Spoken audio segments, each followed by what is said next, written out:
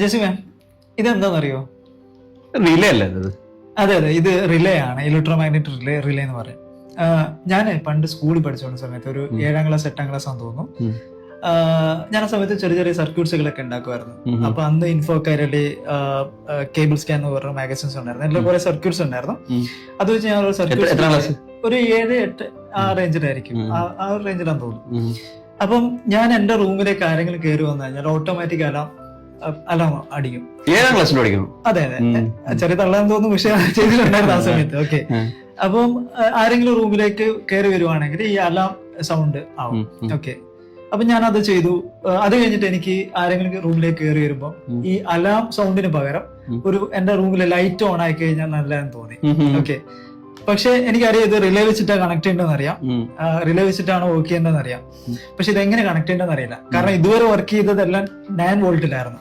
9 volt safe ആണ്, നമുക്ക് അറിയാലോ, ഷോക്ക് അടിക്കില്ല.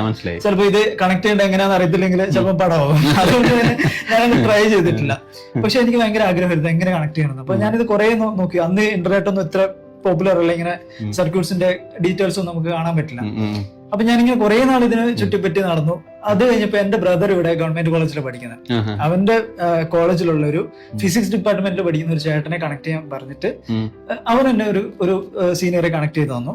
അപ്പൊ പുള്ളി എന്റെ അടുത്ത് പറഞ്ഞു, എടാ ഇത് ഇങ്ങനെയാണ് കണക്ട് ചെയ്യേണ്ടത്, ഇതിന്റെ AC ഇവിടെയാണ് കണക്ട് ചെയ്യേണ്ടത്, DC ഇവിടെയാണ് കണക്ട് ചെയ്യേണ്ടത്, സിഗ്നൽ എവിടെയാണ് കണക്ട് ചെയ്യേണ്ടത് എന്നൊക്കെ പറഞ്ഞു.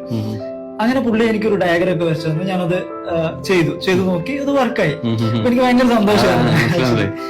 അതാണ് എനിക്ക് തോന്നുന്നത് തന്നെയാണ്. ഇപ്പൊ ഇതുപോലുള്ള റൈറ്റ് മെന്റേഴ്സ് അല്ലെങ്കിൽ കൂടെ അങ്ങനെ സപ്പോർട്ട് ചെയ്യാൻ, ഇത് പറഞ്ഞു തരാൻ ഒരാൾ ഉണ്ടാവും എന്ന് പറഞ്ഞാൽ അത് ഒരു റൈറ്റ് പാത്തിലേക്ക് നമ്മളെ കൊണ്ടുപോകാൻ പറ്റും. കറക്റ്റ്. ശരിക്കും ആ ഒരു സമയത്ത് ആ ഒരു ഹെൽപ്പ് ഭയങ്കര സന്തോഷമായിരുന്നു എനിക്ക്.